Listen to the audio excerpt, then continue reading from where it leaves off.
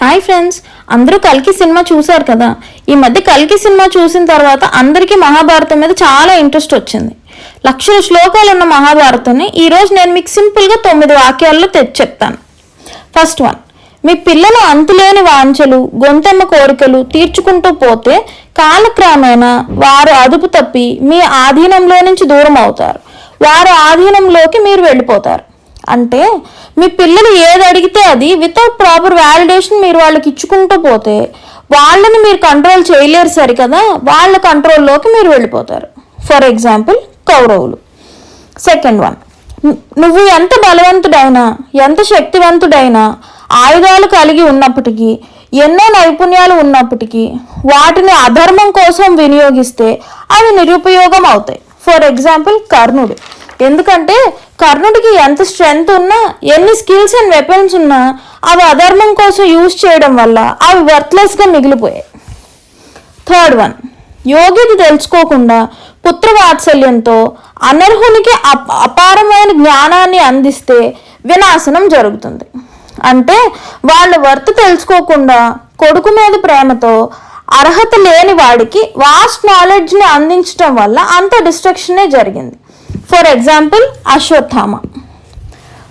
Fourth one, పాత్ర తెలుసుకోకుండా విచక్షణారహితంగా హామీలు ఇస్తే వారికి జీవితాంతం లోబడి బానిసగా చేతులు ముడుచుకుని శక్తి సామర్థ్యాలు ఉన్నప్పటికీ నిర్వీర్యుడై బ్రతకాల్సి వస్తుంది.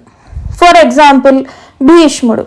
ఆయనకి ఎన్ని స్ట్రెంగ్స్ ఉన్నప్పటికీ కూడా ఆయన ఇచ్చిన వరాలే ఆయనకి పాపం నెగిటివ్ అయిపోయాయి. ఫిఫ్త్ వన్, సంపద, శక్తి, అధికారం అండ్ తనని బలపరిచే వారి సమస్తము దురహంకారంతో అధర్మంగా వినియోగిస్తే వినాశనం జరుగుతుంది. ఫర్ ఎగ్జాంపుల్ మీరు ఇప్పటికీ గెస్ చేసే ఉంటారు, దుర్యోధనుడు. ఈయన మొత్తం శక్తి, సంపద ఇదంతా కూడా ఆయన ఆరోగెన్స్తో యూజ్ చేయడం వల్లనే కదా మరి మహాభారత యుద్ధం జరిగింది. సిక్స్త్ వన్, స్వార్థపరుడు, రాగద్వేషాలు గలవాడు, గర్విష్టి, జ్ఞానం కలిగిన వాడు అయినా తన వారి పట్ల వల్లమాలిన అభిమానం గల అంధుడికి రాజ్యాధికారం ఇస్తే వినాశనం జరుగుతుంది. For example Dhritarashtrudu. Seventh one, తెలివితేటలకి ధర్మం, సుజ్ఞానం తోడైతే విజయం తప్పక లభిస్తుంది. ఫర్ ఎగ్జాంపుల్ అర్జునుడు. ఎయిత్ వన్, మోసం, కపటం, జిత్తులు మారే ఆలోచనలు అన్ని వేళలా చెల్లవు. For example Shakuni.